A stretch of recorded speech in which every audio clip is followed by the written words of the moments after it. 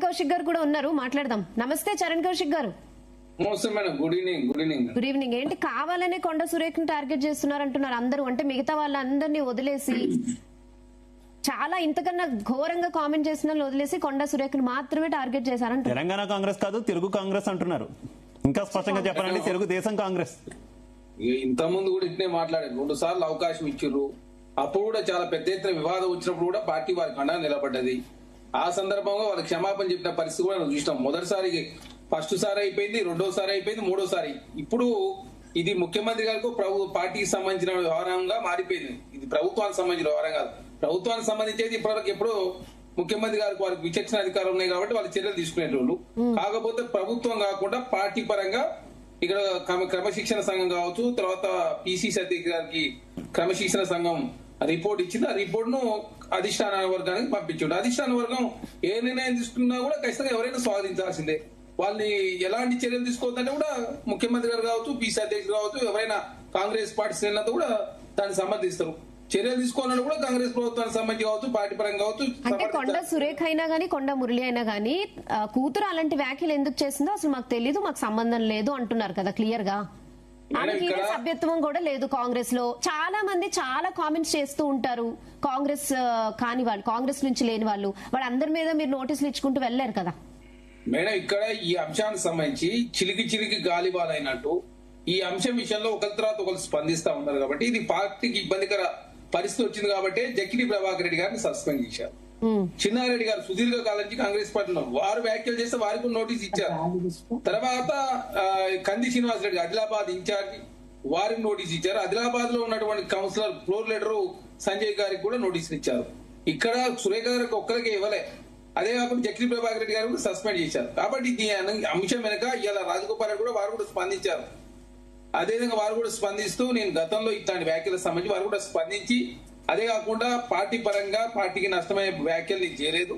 అదే కాకుండా నాకు ఏదైతే ఆసనంలోనే సీనియర్ కార్యకర్తలకు సంబంధించినటువంటి ఏదైతే అన్యాయం జరుగుతున్న విషయం గురించి నేను మాట్లాడినని చెప్పి చాలా స్పష్టంగా వారు మాట్లాడి ఏపీఎన్ కావచ్చు, ఆంధ్ర పత్రిక వారు కూడా స్పందించే పరిస్థితి మనం చూస్తాం. అదే చరణ్ కౌశిక్ గారు, మీరు అన్నదే తీసుకుందాం. అందరికీ కూడా నోటీసులు ఇచ్చారు, ఓకే. నిజంగానే ఇదంతా కూడా క్రమశిక్షణ కమిటీ అంటూ పార్టీలో ఒక ఇంటర్నల్ గా కమిటీ ఉంది, ఆ కమిటీని డిస్కస్ చేస్తుంది. కాకపోతే ఈ కమిటీ మీద కానీ లేదంటే అధిష్టానం మీద కానీ కొంత ఒత్తిడి తెచ్చేలా ముఖ్యమంత్రి వర్గం వ్యవహరించింది అనేటటువంటి ఆరోపణలు ఉన్నాయి కదా. బల ప్రదర్శన, డైరెక్ట్ గా చెప్పాలంటే బల ప్రదర్శన చేసే ప్రయత్నం చేశారు. ఎమ్మెల్యేలు రావడం, మీటింగ్ పెట్టడం, ముఖ్యమంత్రి లేనప్పుడు, తర్వాత ముఖ్యమంత్రి వచ్చిన తర్వాత కూడా ఎప్పుడూ లేనట్టుగా అటు కొంతమంది మంత్రులు, ఇటు కొంతమంది మంత్రులు, వెనకాల ఒకరిద్దరు ఎమ్మెల్యేలు, ఎంపీలు వీళ్ళందరినీ పెట్టుకుని కొంత బల ప్రదర్శన చేసి అధిష్టానం మీద ఒత్తిడి తెచ్చే ప్రయత్నం చేశారు. టార్గెట్ కొండ సురేఖ, ఇది ఆరోపణ. ఇది అనవసరంగా మీడియా స్టంట్ మాత్రమే. ముఖ్యమంత్రి గారు విదేశీ పర్యటన ముగించుకొని వచ్చినప్పుడు కూడా ఎయిర్పోర్ట్ లో ఏ ఎమ్మెల్యేనో ఎమ్మెల్సీలో ఎవరిని పిలిపించుకోలే. ఓన్లీ అందుబాటులో ఉన్న ఒకరిద్దరు వాళ్ళు కలవడం కోసం మాత్రం వచ్చిరు తప్ప ఎవరినో బల ప్రదర్శన చేసి. ఇంకోటి ముఖ్యమంత్రి గారు ఆ ప్రెస్ మీట్ ముందు కూడా చాలా స్పష్టంగా ఈ అంశం సంబంధించి మొత్తం అధిష్టానం చూసుకుంటది, ఈ అంశం గురించి ఎవరు మాట్లాడదు, నేను మాట్లాడతలేని చెప్పి చాలా స్పష్టంగా ముఖ్యమంత్రి గారు చెప్పారు. గతంలో కూడా ఫస్ట్ సారి కూడా చాలా మంది చర్యలు తీసుకోవాలని చెప్తే కూడా ముఖ్యమంత్రి గారు ఆ సందర్భంగా కొండ సురేఖ గారికి ఆ జిల్లాలో అందరు వ్యతిరేకించినప్పుడు కూడా వారి వ్యాఖ్యల విషయంలో ముఖ్యమంత్రి గారు 2-3 సార్లు ముఖ్యమంత్రి గారు వాళ్ళకు వాళ్ళ పక్షాన్ని నిలబడడం మాట వాస్తవం, వాళ్ళకు కాపాడే ప్రయత్నం చేసిన మాట వాస్తవం. ఇప్పటికి కూడా ముఖ్యమంత్రి గారు వారి విషయంలో ఎలాంటి మాటలు మాట్లాడలేదు, వాళ్ళ మీద ఎలాంటి చర్యలు తీసుకోవాలని చెప్పేసి కూడా వారి నోట్లకి ఇప్పటివరకు మాట్లాడారు. అదే కాకుండా మేడం ఆ జిల్లాలో వరంగల్ జిల్లాలకు సంబంధించి మొత్తం ఉన్నటువంటి సభ్యులతో కూడా వారి నాయకత్వానికి సంబంధించి బలపరిచే ప్రయత్నం చేయకుండా వ్యతిరేకించే ప్రయత్నం కూడా జరుగుతా ఉంది. కాబట్టి ఇక్కడ పార్టీ అంతర్గత వ్యవహారాలకు సంబంధించి బహిరంగ పరిచే ప్రయత్నం చేస్తూ నిజంగా మీకు సంబంధం లేదు, వాస్తవమే, కరెక్టే. మరి మీ కూతురు వ్యాఖ్యలకి నేనే ఖండించి ఉంటే ఆ వ్యాఖ్యలకు సంబంధం అట్లా మాట్లాడాల్సిందిగా చెప్పి ఖండించి కూడా కథం అయిపోయింది ఈ ఇష్యూ. ఇప్పుడు ఇంత వరకు ఎందుకు వచ్చిందంటే ఈ అంశానికి సంబంధించి వాళ్ళ కూతురు వ్యాఖ్యను ఖండించకపోగా, అదే కాకుండా తన వ్యక్తిగత అభిప్రాయం అని చెప్పి ఇప్పుడు మాట్లాడుతూ ఖండించాల్సిన సమయంలో ఖండించలేదు కాబట్టి పార్టీ చాలా సీరియస్ తీసుకొని కొంతమంది. రాజగోపాల్ రెడ్డి గారి కామెంట్స్ వెంకటరెడ్డి గారు ఎక్కడో కూడా ఖండించలేదు, సమర్థించలేదు. మరి ఆయన మీద యాక్షన్ తీసుకుంటారా అని అడుగుతున్నారు. ఎవరి మీద సార్? కోమటిరెడ్డి రాజగోపాల్ రెడ్డి గారి వ్యాఖ్యల మీద వెంకటరెడ్డి గారు ఎక్కడ కూడా రెస్పాండ్ కాలేదు. ఇప్పుడు సార్ రాజగోపాల్ రెడ్డి గారు వారికి మంత్రివర్గంలో స్థానం రాలే, కాంగ్రెస్ పార్టీలో వచ్చేటప్పుడు ఇస్తా అని చెప్పి వారు మాట్లాడుతా ఉన్నారు. వచ్చిన వాళ్ళు మాట్లాడి రాని వాళ్ళు మాట్లాడితే వచ్చిన వాళ్ళు ఇప్పుడు చిన్నారెడ్డి గారు పదవి ఇచ్చారు, కొండ సురేఖ గారు పదవి ఇచ్చారు. పదవి ఇచ్చినప్పుడు పదవిని సమర్థవంతంగా నిర్వహించాల్సిన మీరు మీరు అనవసరంగా కాంగ్రెస్ పార్టీ నష్టమయ్యే పనులు చేస్తున్నప్పుడు ఖచ్చితంగా మీ కుటుంబాన్ని చూస్తున్నప్పుడు ఇక్కడ ఈ అంశం మూడోసారి కాబట్టి చీర తీసుకున్నారు. ఎందుకంటే ఒకరు చూసి ఒకరు మాట్లాడే పరిస్థితి వచ్చింది. తుంగతుర్తి తర్వాత వనపర్తి పోయింది, వనపర్తి నుంచి ఆదిలాబాద్ పోయింది, ఆదిలాబాద్ నుంచి వరంగల్కి వచ్చింది. ఈ వరంగల్ నుంచి మొత్తం రాష్ట్ర వ్యాప్తంగా కాంగ్రెస్ పార్టీ నష్టమయ్యే పనులు చేసినప్పుడు అదేవిధంగా ప్రజలకు ఇచ్చిన మూడోసారి వచ్చే వరకు మరి మీరెందుకున్నారు, ముందెందుకు యాక్షన్ తీసుకోలేదు? మేడం ముందుగా వాళ్ళు అప్పుడు ఫస్ట్ గా వాళ్ళ క్షమాపణ చెప్పారు కాబట్టి వదిలేశారు. రెండోసారి అదే జరిగింది. మూడోసారికి వచ్చాక సమర్థించలేదు, అలాగే వ్యతిరేకించలేదు. తను వ్యక్తిగత అభిప్రాయం చెప్పి మాట్లాడినప్పుడు ఖచ్చితంగా పార్టీ పరంగా ఒక్కరే ఉంటారు. కాంగ్రెస్ వాళ్ళు అంతర్గత ప్రజాస్వామ్యం ఉంటది.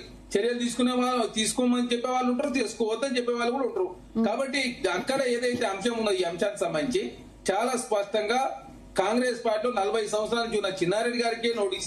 ఇప్పుడు మీ పార్టీలో కూడా కొంతమంది చర్యలు తీసుకోవాలంటున్నారు, కొంతమంది చర్యలు తీసుకోవద్దు అంటున్నారు. మేడం ఇక్కడ పార్టీకి నష్టమయ్యే పనులు ఎవరు చేసినా కాంగ్రెస్ పార్టీలో ప్రతి ఒక్క వ్యక్తి స్పందిస్తాడు. అధిష్టానం ఏ నిర్ణయం తీసుకున్నా స్వాగతిస్తారు. ఏ నిర్ణయం సంబంధించి ఎట్లా కట్టుబడి ఉండమని చెప్తే దానికి కట్టుబడడానికి అధిష్టానానికి వర్గానికి సంబంధించిన సలహా సూచనలు ఏది ఇచ్చినా స్వీకరించడానికి సిద్ధంగా ఉన్నామని చెప్పేసి కాంగ్రెస్ పార్టీ సంబంధించిన కార్యకర్తలు. ఒక్క క్వశ్చన్ చరణ్ కౌశిక్ గారు, అసలు కాంగ్రెస్ పార్టీలో ఒక విధానం అంటూ ఉంటుంది సీట్లు ప్రకటించడానికి.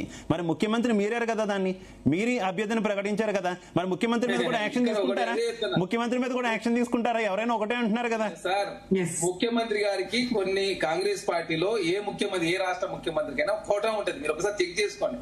ఇంకోటి ఇక్కడ ఏంటంటే అక్కడ ఉన్నది ఎమ్మెల్యే కాబట్టి ఎమ్మెల్యేకి సంబంధించినటువంటి నియోజకవర్గంలో ప్రోగ్రామ్ జరుగుతున్నప్పుడు వారిని సమర్థించే ప్రయత్నంలో వారి ముందు రేపు అది ఎస్సీ అవుతుంది. రేపు అక్కడ మరి పరకాలు ఎట్లా రేవంత్ ప్రకాష్ గారు చెప్పండి. మీరు ఆ సందర్భంగా మాట్లాడిన దాన్ని మీరు మరి 20 సంవత్సరాలు ఎట్లుంటుంది, మరి ఆమె ఎట్లా చెప్పుకుంటుంది? ఇప్పుడు కొండ సుష్మిత పటేల్ గారు 20 సంవత్సరాలు ఈయన ఉంటా, మీ ఒక 30 సంవత్సరాలు మీ కుటుంబం 20-30 సంవత్సరాలు వేరే వాళ్ళు కూడా ప్రెస్ మీట్లు పెడుతున్నారు. మరి దానికి ఎట్లా సమర్థించుకుంటారు? కాబట్టి ఇక్కడ అంశానికి సంబంధించి ముఖ్యమంత్రి గారు కాంగ్రెస్ పార్టీ ముఖ్యమంత్రి కాంగ్రెస్ పార్టీ సంబంధించి ఎమ్మెల్యేను వారికి గెలిపియాలని చెప్పడంలో దానికి తప్పు ఉంది. ఏమైనా గెలిపియకపోతే ఓడగొట్టని చెప్తారా ఏమన్నా? కాబట్టి అనవసరంగా ఇది భూతత్వం చూపించే ప్రయత్నంలో అనవసరంగా కాంగ్రెస్ పార్టీ నష్టమయ్యే పనులు ఎవరు చేసినా, అది నేను చేసినా ఎవరు చేసినా తప్పే. బీసీ అని చెప్పేసి మా ఇష్టం వచ్చి మాట్లాడితే కుదరదు కదా, బీసీ అని చెప్పేసి మా ఇష్టం వచ్చి కుదురుతుందా? అదే కాకుండా ఇక్కడ బీఆర్ఎస్ పార్టీలో కలవకుండా కవితలను నోటీస్ కూడా సస్పెండ్ చేసి ఒక్కరు కాదు.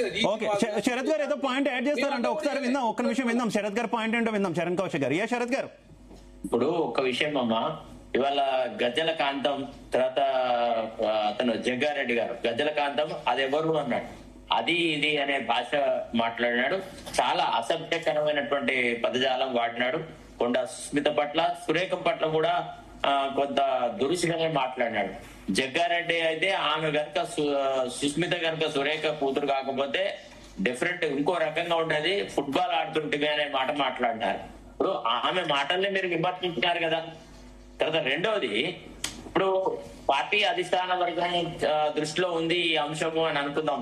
పార్టీ అధిష్టాన వర్గ నిర్ణయానికి అందరూ పార్టీ వాళ్ళు కట్టుబడి ఉండాలి అని కనుక భావించే పక్షంలో మరి పార్టీ స్పోక్స్ పర్సన్ కూడా ఆ టాపిక్ మీద మాట్లాడారు. ఇది పార్టీ అధిష్టాన వర్గం దృష్టిలో ఉంది, వాళ్ళు ఒక నిర్ణయం తీసుకున్న తర్వాతనే మేము మాట్లాడతాం, ఇప్పుడు మాట్లాడమని అనాల్సింది. అంతేకాకుండా పార్టీ అధిష్టాన వర్గం యొక్క ఆలోచన కూడా ప్రభావితం చేసేలాగా ఆమె తప్పు చేసింది. పార్టీ క్రమశిక్షణ point of view, party image ను కాపాడుకోవడానికి ఆమె మీద చర్యలు తీసుకోవాలని ఎండార్స్ చేయడము, ప్రెషర్ టాక్టిక్స్ అప్లై చేయడం అది కరెక్ట్ కాదు. రెండోది, విప్పులు ఎందుకుంటారు? ఇంటర్నల్ పార్టీ కోఆర్డినేషన్ కి on the floor of the house they should coordinate. విప్పులు అందరూ కలిసి 4 విప్పులు ప్రెస్ కాన్ఫరెన్స్ పెట్టి ఇష్టం వచ్చినట్టు మాట్లాడినారు. ఎన్ఎం శ్రీనివాస్ రెడ్డి ఏమన్నారు? ఎమ్మెల్యేలు అయిన తర్వాత మేము చావులకు పుట్టుకలకు పోయి భుజం అందిస్తున్నాం తప్ప ఎమ్మెల్యేలకు చారానా పైసల ఆదాయం లేదు, అసలు ఈ ప్రభుత్వంలో ఎమ్మెల్యేలకు చిల్లి పైసా వాల్యూ లేదు అనే మాట మాట్లాడు. అది ప్రభుత్వ విధానం మీద, ప్రభుత్వం పనిచేస్తున్న దాని మీద చేసిన విమర్శలు. ఇక్కడ ముఖ్యమంత్రి బ్రదర్స్ ఏదైతే అవినీతికి పాల్పడ్డాడో దాని గురించి ఆమె మాట్లాడింది. మేము అడుగుతున్నాం ఒక ప్రశ్న, అంటే జనరల్ గా ఆర్డినరీ పబ్లిక్ గా ముఖ్యమంత్రి సోదరులకు ఎందుకంత ప్రాధాన్యత? Are they extra constitutional authorities? ఎందుకు చెప్పండి? ఈ దేశంలో అంటే ఈ రాష్ట్రంలో ఇంకెవ్వరు లేరా ఎంటర్ప్రెన్యూర్స్? ముఖ్యమంత్రి బ్రదరే యుఎస్ నుంచి వచ్చి ఇక్కడ ఇన్వెస్ట్మెంట్ చేసేసి కారు చౌకగా భూములు కట్టేయాలా? ఏ పని బీఆర్ఎస్ వాళ్ళు చేస్తున్నారో కాంగ్రెస్ వాళ్ళు అదే చేస్తున్నారు. ఇప్పుడు ఎవరెవరన్నా కాదన్నా ముఖ్యమంత్రి సోదరులు రాష్ట్రాన్ని పట్టి పిడుస్తున్నారు అనేది నిర్వివాదాంశం. అది ప్రతి చోట మనం చూపెట్టగలం. వాళ్ళు ఎక్కడెక్కడ ఏమేం చేస్తున్నారు అనేది. కాబట్టి ఇది అయితే అధిష్టాన వర్గ నిర్ణయానికి అందరూ కట్టుబడి ఉండాలంటే ఇక కొండా సురేఖను మీద చర్య తీసుకోవాలని కాంగ్రెస్ పార్టీలో ఏ స్థాయిలో ఉన్న వ్యక్తి కూడా మాట్లాడారు. మేము పార్టీ అధిష్టాన వర్గ నిర్ణయం తీసుకునే వరకు వేచి చూస్తాం, ఇప్పుడు వాళ్ళ గురించి ఏం మాట్లాడము అని అనాలా. నిన్నగాక మొన్న వరకు అంటే డిసిప్లినరీ కమిటీ వాళ్ళు ఒక ఒపీనియన్ ఇచ్చే వరకు మాట్లాడినారు, అర్థం చేసుకోవచ్చు. ఇప్పుడు డిసిప్లినరీ కమిటీ వాళ్ళు తప్పకుండా యాక్షన్ తీసుకోండి అని ఒక రిపోర్ట్ ఇచ్చారు పిసిసి అధ్యక్షుడికి. పిసిసి అధ్యక్షుడు దాన్ని ఏఐసిసి నిర్ణయానికి వదిలేట్టినాడు. మరి వీళ్ళు ఎవరికి